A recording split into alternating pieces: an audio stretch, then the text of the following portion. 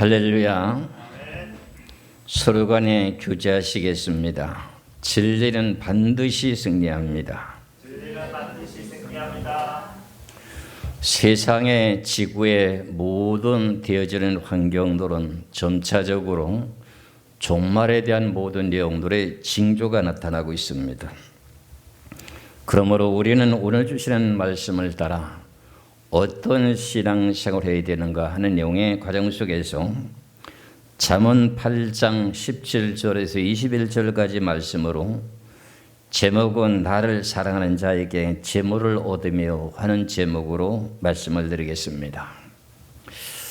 나를 사랑하는 자들이 나의 사랑을 입으며 본문의 말씀에 나를 간절히 찾는 자가 나를 만날 것이라. 이 17절에 이 귀하신 내용의 말씀을 놓고 보면은 하나님을 사랑하는 자라고 하는 내용 자체가 누구인가, 어떤 뜻인가, 이렇게 우리가 생각할 수가 있습니다. 하나님을 사랑한다고 하는 내용의 자체가 우리는 성경에 여러 곳에 나와 있습니다.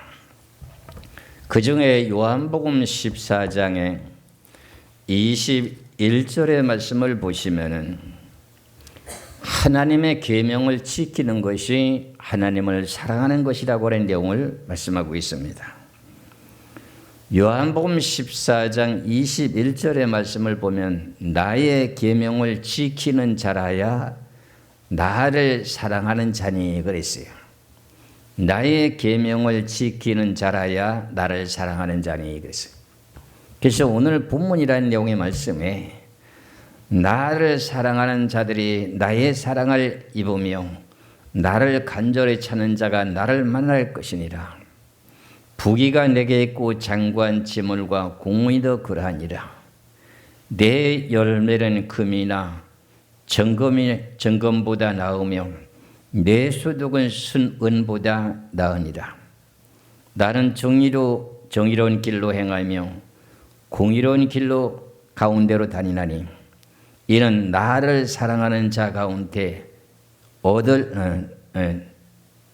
나를 사랑하는 자가 재물을 얻으며 그 곳간에 채우려 함이로다 그랬어요.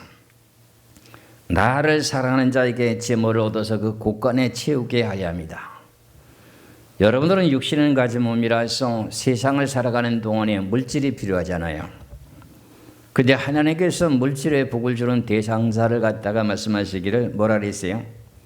나를 사랑하는 자가 재물을 얻으며 그랬어요. 그 내용에 나를 사랑한다고 하는 내용의 뜻을 무엇이라고 했어요? 요한복음 14장 21절에 보니까 나의 계명을 지키는 자, 하나님의 계명을 지키는 자를 보고 하나님을 사랑하는 것이라고 이렇게 말씀하고 있습니다. 그런데 여러분들은 지금 수년 동안 신앙생활을 했는데 왜 많은 물질을 받지 못했는가 하는 생각도 해볼 수 있습니다. 그러나 우리가 물질에 대한 내용을 잘 구분할 줄 알아야 됩니다. 우리가 물질을 따라가고 쫓아가면은 물질 자체가 우상이 됩니다. 이것을 여러분들이 명심하셔야 됩니다. 물질을 쫓아가고 물질을 따라가는 그 모든 사람 자체는 우상이 되지만은 물질을 다스리는 자는 복을 받습니다. 그게 오늘 제목 속에서 나를 사랑하는 자에게 재물을 준다는 말씀의 뜻이 그것입니다. 그렇다면 우리가 재물을 다스릴 줄 아는 자가 되어야만이 우리가 복을 받을 수 있다, 그런 말의 뜻이겠지요.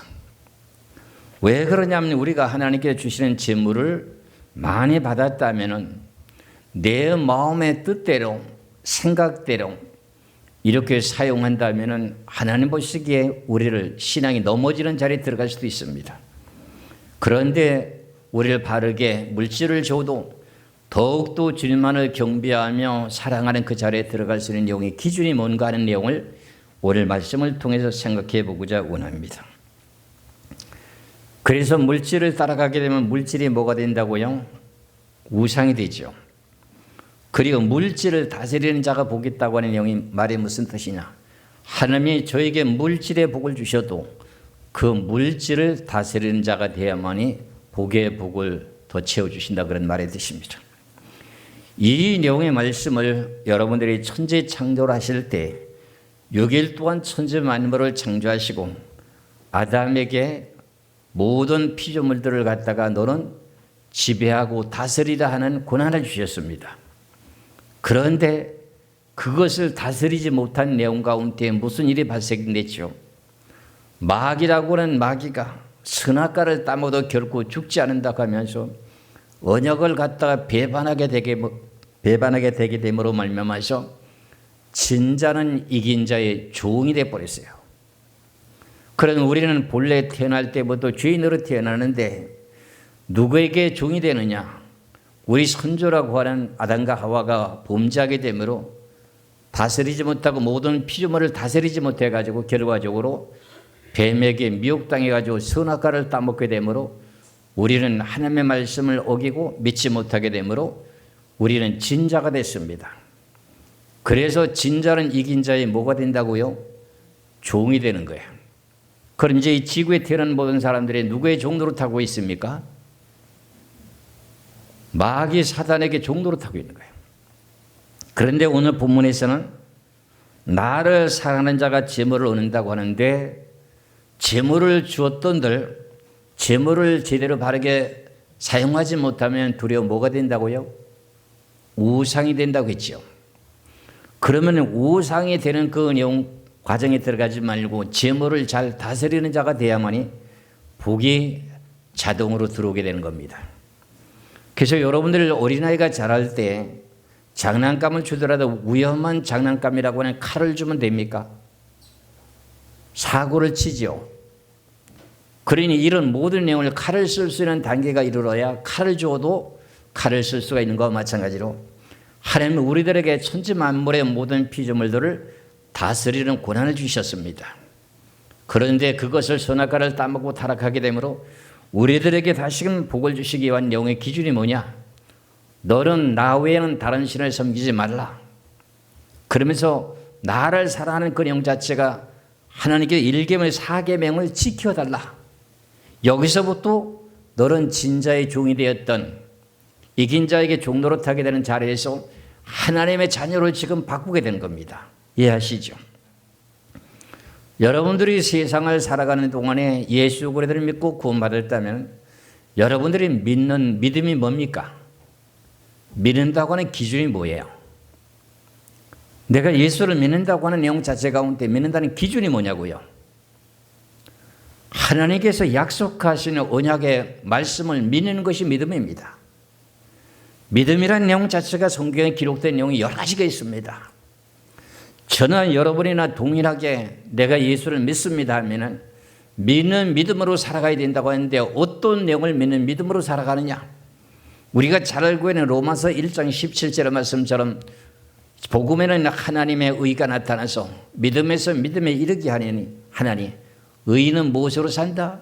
믿음으로 산다. 의인은 믿음으로 사는데 뭘 믿고 사느냐? 성경의 말씀에 약속하신 말씀을 믿는 믿음 가운데 사는 것이 믿음입니다. 믿어지십니까? 그래서 오늘 제가 말씀드린 내용을 잘 들으셔야 됩니다. 오늘 주시는 내용의 말씀의 제목이 뭐라고 했습니까? 나를 사랑하는 자가 재물을 얻는다. 이렇게 말씀하셨습니다. 그러면 결과적으로 우리가 하나님께서 우리들에게 예수를 믿기 시작하면서부터 물질을 풍족하게 주었더라면 우리가 진실로 하나님의 계명을 온전하게 지키며 살아갔을까요? 아니면 세상을 더 사랑했을까요? 세상을 사랑한 자리에 들어가지요. 그러면 하나님은 보이지 않는 겁니다. 그렇기 때문에 우리가 어떻게 해야만이 하나님을 참되게 바르게 믿는 믿음인가 하는 내용의 기준, 앞서서 말씀드린 것 마찬가지로 예수 그리스도를 믿고 구원받았다면 우리가 믿는 믿음이라고 하는 것은 성경에서 약속하신 진리의 말씀을 믿는 믿음을 가진 사람을 보고 믿음으로 사는 사람이다. 이렇게 말씀하는 겁니다. 그래서 우리가 이 세상을 살아가는 동안에 하나님 주시는 물질을 누리고 다스리려면 어떻게 해야 되는가? 여러분들이 잘 알고 계시는 잠언서 3장 14절에서 18절까지 말씀을 보면 하나님의 지혜를 받게 되게 되면 하나님의 계명을 지키면서 지혜를 받게 되게 되면은 우리에게 부귀도 주고 건강도 주고 영생도 얻는다고 하는 내용입니다. 이 내용의 자리를 들어가기를 원하는 것이 하나님이 우리들에게 주신 귀하신 뜻입니다. 잠언서 3장 14절에서 18절의 말씀을 보면은 이런 지혜를 얻는 것이 은을 얻는 것보다 낫고 그의 이익이 정금보다 나음이니라. 지혜는 진주보다 귀하니 내가 사모하는 모든 것으로도 이에 비교할 수 없도다. 그의 오른손에는 장수가 있고 그의 왼손에는 부귀가 있나니 그 길은 즐거운 길이요 그의 지름길은 다 평강이니라. 지혜는 그의 얻는 자에게 생명나무라. 지혜를 가진 자는 복되도다 이랬습니다. 지혜를 받은 자에게는 뭐라고요? 오른손에는 장수가 있고 그 왼손에는 부귀가 있다는 게 재물을 얻는다는 겁니다. 이 내용의 말씀과 오늘 본문의 내용의 말씀과 어떤 연관이 있는가를 생각해 보셔야 돼요. 여러분들이 하나님의 볼 수 있는 눈이 열렸고 믿어지는 믿음의 약속의 언약의 말씀을 믿어지는 믿음이 생겼다면 그 약속을 믿는 믿음을 따라서 우리가 지혜로운 자가 되어야 되는 거예요. 만일 여러분들의 물질의 복을 많이 받았더라면 여러분들이 잘 알고 있는 요한일서 2장의 15절의 말씀을 보면 세상을 사랑하는 자리에 들어갔을 것입니다. 요한일서 2장 15절의 말씀을 보면은 이 세상이나 세상에 있는 것들을 사랑하지 말라. 누구든지 세상을 사랑하면 아버지의 사랑에 그 안에 있지 아니하니. 세상을 좋아하고 세상을 사랑하면 아버지의 사랑이 그 속에 있지 않다는 겁니다. 그러므로 우리가 이렇게 지혜를 받아서 하나님의 진리 말씀의 선과 악을 바르게 분별하고 깨달았다면 우리가 어떤 길을 택해서 갈 수 있는가 하는 내용을 방향을 할 수 있는 것이죠. 여러분들 이해하시죠? 그러니까 먼저는 뭘 받아야 된다는 거죠? 어린아이가 이것이 칼이 위험한 것인지 이 장난감이 이건 좋은 것인지 이걸 분별할 수 있는 내용에 머리에 어디 판단력이 생겨야 되지 않습니까? 그걸 보고 지혜라고 생각할 수 있습니다. 그렇죠? 그럼 우리가 신앙생활하는 가운데 하나님 주시는 물질을 부유하게 받았다면 그 물질을 다스리지 못한다고 하면은 타락해서 천국 갈까요? 지옥 갈까요? 타락해서 천국 가지 못하는 거죠. 그러니까 지혜를 받아야 된다는 말을 여러분들이 인식하셔야 됩니다. 이래서 성경의 말씀이라고 하는 내용 자체를 잘 분별하시기를 바랍니다. 우린 지금까지 예수 그리스도를 믿는다고 하는 믿음 가운데 살고 있는데 너는 믿음이 뭐냐? 이렇게 묻게 되면 여러분들이 뭐라고 답변하셔야 됩니까? 성경에 하나님이 약속하신 그 귀하신 진리의 말씀을 저는 믿습니다. 이 내용이 여러분들이 믿는 믿음의 기준입니다. 그 내용에 언약된 말씀은 수없이 많습니다. 그 내용을 내 말씀으로 만들어 놨을 때 그 복이 임한다고 하는 내용 뜻입니다. 그게 오늘 본문에서는 분명 그 말씀하신 내용이 뭐예요? 나를 사랑하는 자에게 내가 재물을 너에게 준다. 하나님의 계명을 지키는 자에게 내가 재물을 준다는 거죠. 그럼 재물을 줬을 경우에 재물을 다스릴 수 있는 내용이 되어야 되니 다스리지 못하면 그걸 줘봤자 뭐 하는 거죠. 세상만 살아가고 향락에 치우치다 보니 하나님과 원수가 돼버리니까 결국은 구원받지 못하는 자리에 들어간다는 내용의 뜻이 되는 것입니다.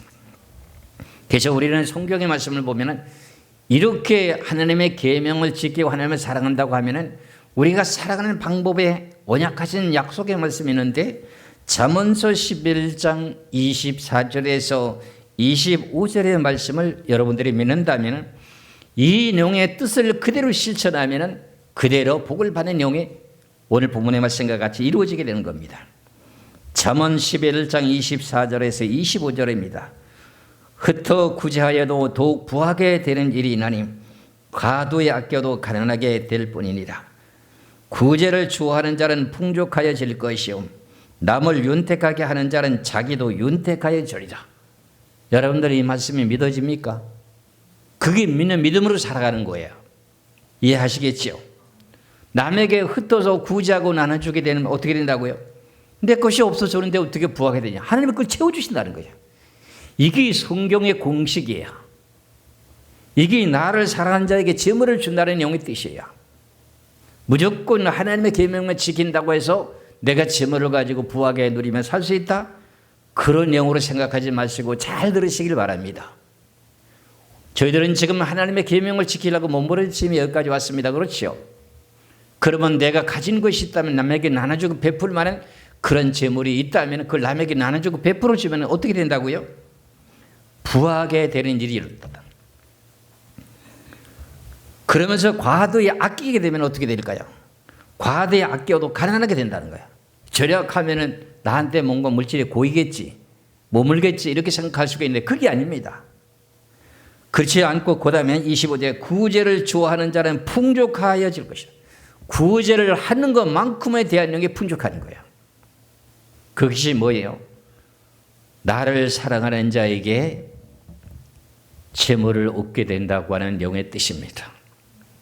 왜 그러냐? 그 원인은 믿는 사람들에게 나눠주고 베풀어주고 가난한 사람들에게 베풀어주는 것이 이제 마태복음에 가서 보면 마지막에 결말을 놓고 보면 그에게 한 것이 나에게 한 것이다 이래 나옵니다. 이해하시겠지요? 그래서 오늘 본문의 말씀 가운데 이 내용의 기준을 따라서 앞서 말씀드린 내용과 마찬가지로 내가 어떤 언약의 약속의 말씀을 계속 믿을 수 있느냐, 믿는 자 속에서 역사한다고 되어 있잖아요. 그래서 잠언 21장 26절의 말씀을 보면은 잠언서의 내용이 많이 나옵니다. 잠언 21장 26절에 어떤 자는 종일토록 탐하기만 하고 욕심만 잔뜩 부리고 의인은 아끼지 않고 베푸느니라.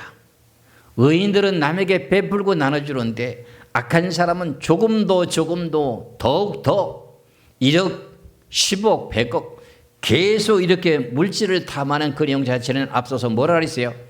물질이 우상이 된다는 거예요. 그런데 물질을 나에게 줬을 때 그걸 다스릴 수 있을 때 남에게 베풀고 나눠주면 천국 가는 것도 문제예요. 문제가 없고 나에게 더욱더 부하게 되는 내용의 물질을 계속 주는 거예요. 너는 물질을 사용할 줄 아는 자가 되는 거예요. 물질을 다스리는 자가 된다는 거죠. 그래서 저는 여러분이나 물질을 다스리는 자가 되시기를 주의 이름으로 축원합니다.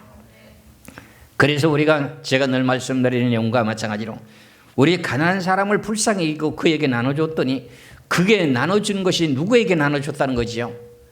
여호와께 구워줬다는 거야. 여호와께 구워줬다는 거. 잠언 19장의 17절의 말씀을 보겠어요. 잠언 19장 17절의 말씀을 보면은 가난한 자를 불쌍히 여기는 것은 여호와께 구워드리는 것이라. 그의 선행을 그에게 갚아주시리라. 남에게 구워주고 남에게 어떻게 해요? 가난한 사람에게 불쌍히 여기면 남에게 나눠주고 베풀어줬어요. 그랬더니 그게 하나님께 구워줬다는 거야. 그랬더니 하나님께 그걸 갚아주신대. 어떻게 갚아주는지는 나는 모르겠어요. 자기가 행한 것만큼에 대한 믿음 가운데 후하게 하나님께 주시겠지요. 이것이 내가 물질을 다스리는 자가 된다는 영의 뜻이라는 것을 믿으시길 주의 이름으로 축원합니다. 여러분들 우리 사도행전에 보면은 고넬료라고 하는 군대 백부장이라고 하는 사람이 있습니다. 이 사람은 예수를 만나지 못했는데 구약의 신앙생활을 하는 그 내용의 기준이 있는데 이 사람이 자기가 갖고 있는 군대 백부장이면서 남을 다스리는 사람인데도 100명을 다스리는 장관인데도 남에게 이웃에게 나눠주고 베풀어주고 구제하는 일을 열심히 합니다. 그리고 하나님 앞에 어떻게 기도하는 사람입니다. 그 내용 자체를 우리는 사도행전 10장 1절에서 이하의 말씀을 놓고 보면 그걸로 하나님이 너무너무 기뻐하셨던 겁니다. 그런 내용의 자체를 우리가 실천하며 행하고 믿는 믿음을 가지게 될 때 나를 사랑하는 자에게 재물을 너에게 준다는 내용의 뜻이 되는 겁니다. 이해하시겠지요? 그러면 사도행전 10장 1절에서 10절까지 말씀을 보겠습니다. 사도행전 10장 1절에서 5절까지 보면 가이사라에 고넬료라 하는 사람이 있으니 이달리아의 부대라 하는 군대 백부장이라. 그가 경건하여 온 집안과 더불어 하나님을 경외하며 그러죠. 하나님을 경외하는 것이 뭐지요? 하나님의 계명을 지키는 거잖아요.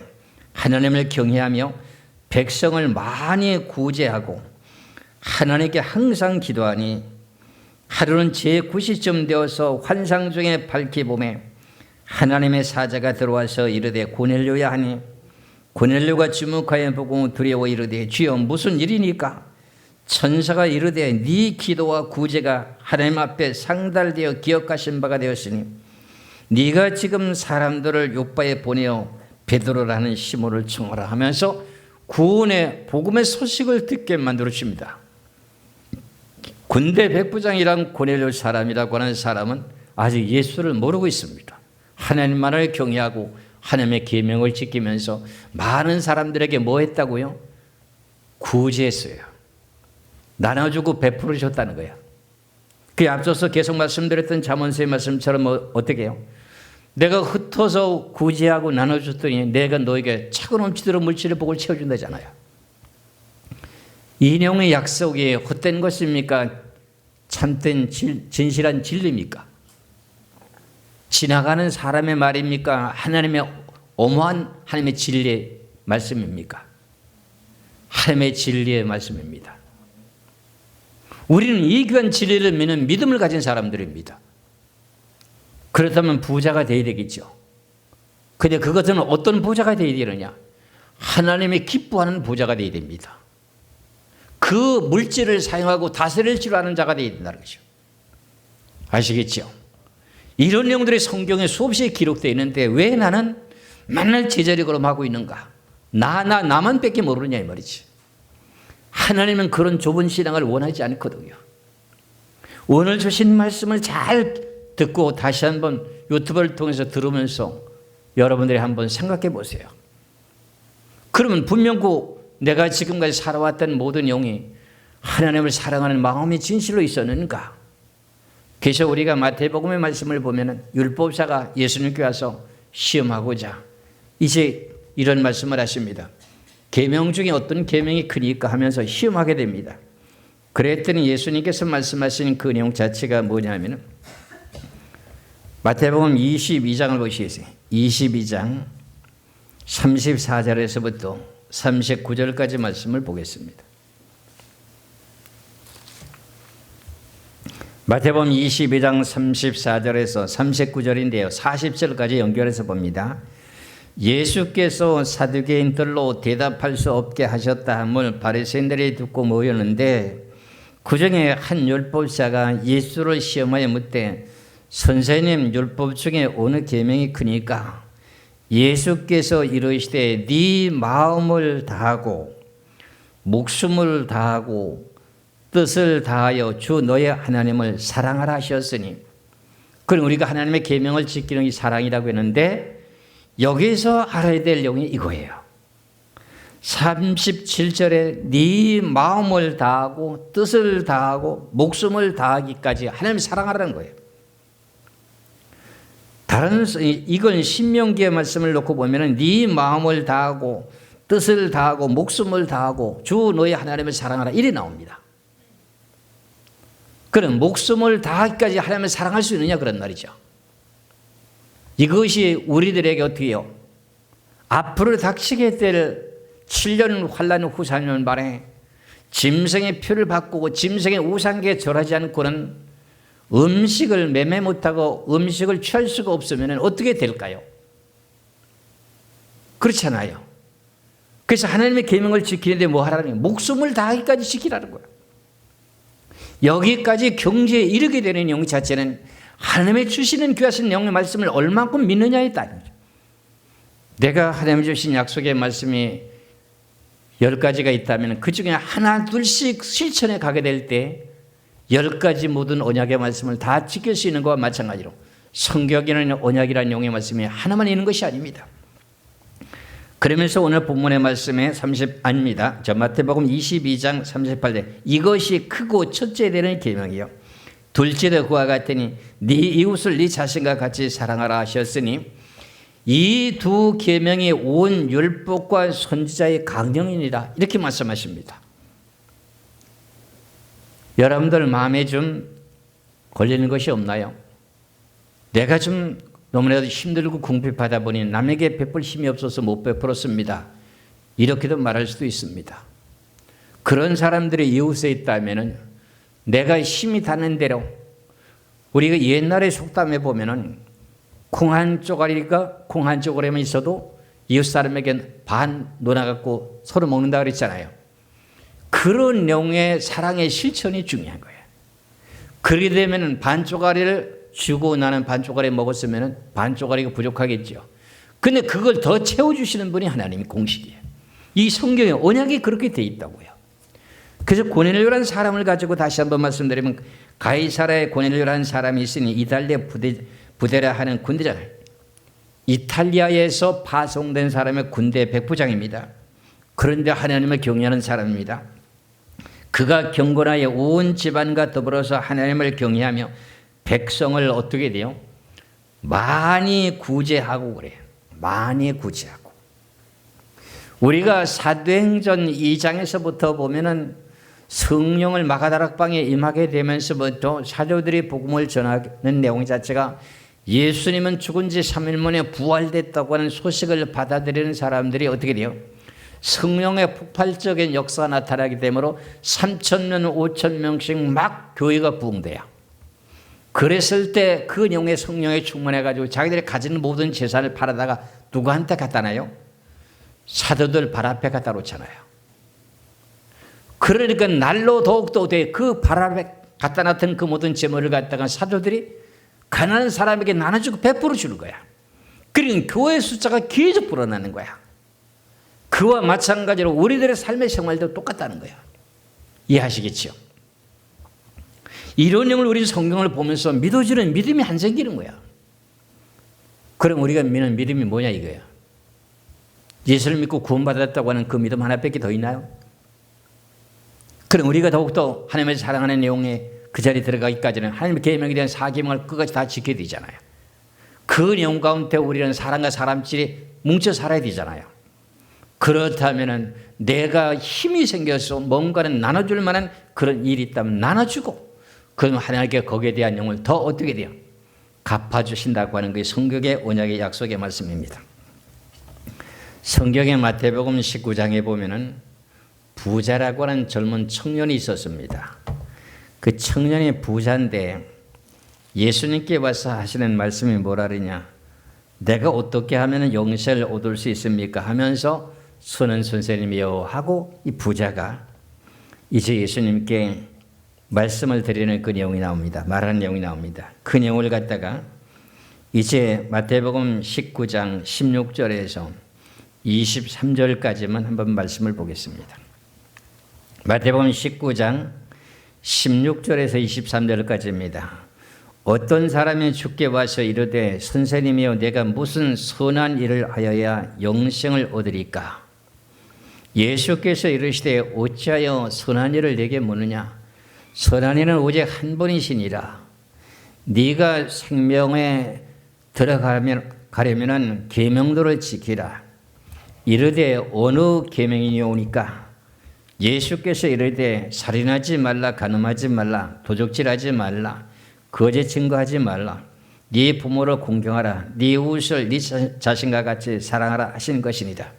그 청년이 이르되 이 모든 것을 내가 지켰사온데 아직도 무엇이 부족하나이까? 예수께서 이르시되 네가 온전하고자 할진대 가서 네 소유를 팔아 가난한 자들에게 주라. 그리하면은 하늘의 보화가 네게 있으리라. 그리고 와서 나를 따르라 하시니 그 청년의 재물이 많으므로 이 말씀을 듣고 근심하며 가니라. 예수께서 제자들에게 이르시되 내가 진실로 너에게 이르노니 부자는 천국에 들어가기가 어려우니라. 이 부자 청년은 물질이 뭐가 됐어요? 우상이 됐어요. 남에게 나눠주라. 네가 가진 것이 많지 않느냐? 네가 부모도 공경하고 살인도 하지 아니하고 간음하지도 않고 도적질도 안 하고 그랬다면 네가 온전한 신앙을 지키려면 남에게 나눠줘라. 그걸 나눠주지 못하는 신앙이 됐으니까 이 사람이 무슨 신앙이라는 거죠? 물질이 우상이 됐다는 얘기예요. 물질이 우상이 됐다는 거예요. 우리가 이런 내용의 신앙에 대한 실천을 해야 됩니다. 그래서 오늘 주시는 이 귀하신 본문의 말씀과 마찬가지로 잠언서 8장에서 말씀하신 이 내용의 말씀이 우리에게 어떤 의미를 말씀하시는가 하는 내용을 잘 분별하고 깨달아야 돼요. 여러분들 지금까지 우리가 하나님께 주신 말씀을 따라 늘 그냥 소설책 보듯이 성경의 말씀을 깊이 생각하지 못하고 그냥 스쳐 지나가도록만 읽었어요. 그 내용의 말씀을 우리가 한번 보겠어요. 출애굽기 20장을 보시겠어요. 출애굽기 20장 6절의 말씀을 보겠습니다. 출애굽기 20장 6절의 말씀을 보면은 나를 사랑하고 내 계명을 지키는 자에게는 천대까지 은혜를 베푸노니라. 이 말씀이 무슨 뜻이죠? 하나님의 주시는 복을 누리며 살아갈 수 있다는 내용이 몇 대까지라는 거죠? 천대까지.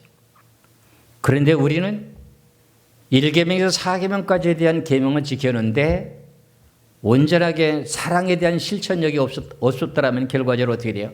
천대까지 복을 받을 수 있는 거 없는가 하는 내용을 제가 묻고 싶고 그래요. 아시겠죠?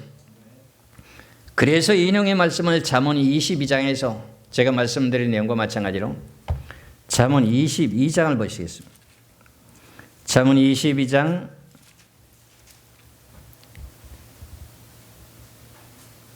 4절의 말씀을 보겠습니다. 잠언 22장 4절의 말씀을 보면은 겸손과 여호와를 경외함의 보상은, 겸손하고 여호와를 경외하는 거, 여호와를 경외하는 것이 4계명이잖아요. 그렇죠? 여호와를 경외함의 보상은 재물과 영광과 생명이라는 거야. 이게 출애굽기 20장 6절에 나를 사랑하고 내 계명을 지키는 자에겐 천대까지 은혜를 베푼다. 천대까지 망하지 않고 잘 산다는 거잖아요. 그 내용을 앞서서 말씀드린 것 같아요. 내가 뭔가 나눠줄 형편이 된다면, 남에게 이웃에 가난한 사람이 있다면 나눠주기 시작하면 그 내용에 나눠준 것만큼에 대한 이상에 대한 내용을 복을 하나님의 꽃배기로 부어줍니다. 그럼 그걸 또 받아가지고 또 나눠주고 또 하나님의 꽃배기로 복을 주시고, 그러면 결과적으로 물질을 다스리는 자가 되는 겁니다. 그러면 결과적으로 우리는 물질의 종이 되는 것이 아니에요. 우리는 물질의 종이 되면 뭐가 되는 거예요? 물질이 우상이 되는 거예요. 자기도 모르게 우상 생활을 지금 하고 있어요. 그러면서 하나님의 계명을 지킨다고 하는데 계명 온전하게 지키는 거 아니잖아요. 이해가 가시죠? 그래서 이런 내용을 잘 생각하시면서 오늘 본문이라고 하는 내용 가운데 잠언서 8장에 18절에서부터 21절까지 다시 쭉 보겠습니다. 잠언 8장 18절에서 21절까지 부귀가 내게 있고 장관 재물과 공의도 그러하니라. 내 열매는 금이나 정금보다 나으며 내 소득은 순은보다 나으니라. 나는 정의로운 길로 행하며 공의로운 길 가운데로 다니나니 이는 나를 사랑하는 자가 재물을 얻어서 곳간에 채우게 하려 함이라. 우리 물질 가지고 충까지 못하잖아요. 앞으로 닥치는 환난을 생각해 놓고 환난 때 가서 돈 가지고 충고할 수 있어요? 돈 마음대로 쓸 수 있나요? 이런 것을 보면서 이것을 우리가 실천하는 교회가 돼야만이 하나님의 기뻐하는 교회가 된다는 내용이 뜻입니다. 그래서 이런 내용과 마찬가지로 나를 사랑한다고 하는 내용의 자체가 앞서서 내가 말씀드렸던 내용과 마찬가지로 마태복음의 25장을 보시면 마태복음 25장을 보시겠습니다. 이제 천국 가고 못 가는 그 내용의 기준을 말씀하고 있는데 마태복음 25장 32절에서부터요 40절까지 말씀을 보겠습니다. 40절까지. 모든 민족을 그 앞에 모고 각각 구분하기를 목자가 양과 염소를 구분하는 것 같이 하여 양은 그 오른편에 염소는 왼편에 두리라. 이때 임금이 그 오른편에 있는 자들에게 이르시되 내 아버지께 복받을 자들이여 나와서 창세로부터 너희를 위하여 예배된 나라를 상속받으라. 내가 줄일 때 너희가 먹을 것을 주었고 목마를 때 마시게 하였고 나그네 되었을 때 영접하였고 헐벗었을 때 옷을 주었고 병들었을 때 돌아보았고 옥에 갇혔을 때 와서 보았느니라. 이에 의인들이 대답하이로되 주여 우리가 어느 때 주께서 줄이신 것을 보고 음식을 대접하였으며 목마르신 것을 보고 마시게 하였나이까? 어느 때 나그네 되신 것을 보고 영접하였으며 헐벗으신 것을 보고 옷 입혔나이까? 어느 때 병드신 것이나 옥에 갇히신 것을 보고 가서 비었나이까 하리니 임금이 대답하여 이르시되 내가 진실로 너희에게 이르노니 너희가 여기 내 형제 중에 지극히 작은 자의 하나에게 한 것이 곧 내게 한 것이라. 하나님을 사랑하는 것이 뭐예요? 같은 민의 형제들에게 나눠주고 베풀어주는 내용이 누구에게 베풀어줬다는 거죠? 하나님께 베풀어주는 사랑을 실천했다는 거예요. 이해가 가시나요? 지금 마지막 때에 살고 있는 우리 신앙인들을 놓고 보면은 우리가 야고보서 5장의 말씀과 마찬가지로 자기만 개인적인 주의적인 신앙이에요. 자기 개인만이 잘 되면 그것으로 끝이 나고 나는 하나님의 계명 지키면 천국 간다 이런 영의 주의인데 그거는 하나님 보시기에 합당한 뜻이 아닌 것입니다. 우리가 사도행전에 사도들이 복음을 외치고 증거하게 될 때 많은 사람들이 은혜를 받게 되고 구원받은 사람들이 자기 자신의 재산을 팔아다가 사도들 발 앞에 갖다 놨습니다.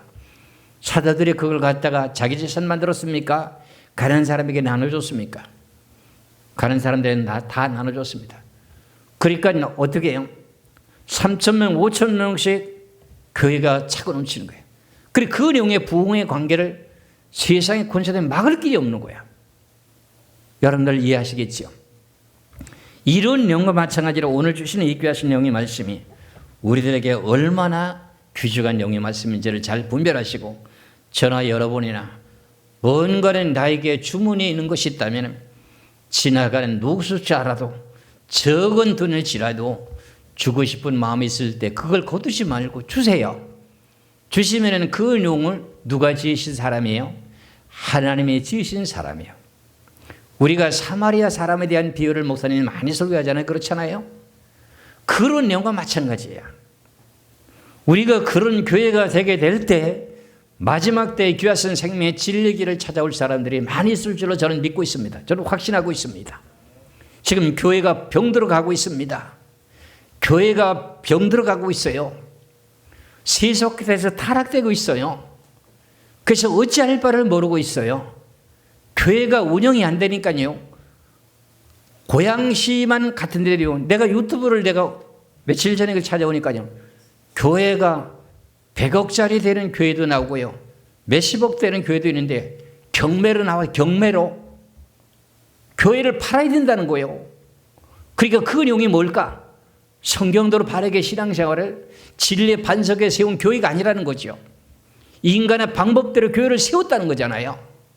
근데 우리는 지금까지 하나님 뜻대로 살아보려고 지금까지 준비해 왔잖아요. 노아 홍수를 이제 구원받기 위해서 노아의 8 가족들이 어떻게 뭘 준비했어요? 방주를 준비했듯이 우리는 지금 이때를 위해서 준비하고 있었어요. 이 내용을 위해서 여러분들을 끝까지 인내하면서 인간의 방법대로 목회하는 것이 아니고 신앙생활을 하는 것이 아니라 한 주신 말씀을 믿음으로 실천해 보세요. 많은 사람들이 남에게 나눠주고 베풀어 줬다고 해서 슬프고 괴로운 사람이 있나요? 안 믿는 사람도 남에게 베풀어 주고 나눠준 사람에게 마음이 즐겁고 기쁘대요. 그런데 하물며 믿는 사람은 그렇게 했을 적에 내가 너에게 궁핍할 때 내가 너를 외면하겠느냐. 하나님이 넉넉히 내가 채워준다잖아요. 이런 영의 말씀을 여러분들이 믿으시고 저나 여러분이나 다시 한번 내 자신의 신앙생활을 되돌아보면서 어떤 내용의 삶을 살아야만이 나에게 하나님 재물을 주시는가 하는 것을 여러분 잘 깨달고 재물을 맡겨주실 때 그것을 다스리는 자가 되시기를 주의 이름으로 축원합니다. 기도하겠습니다.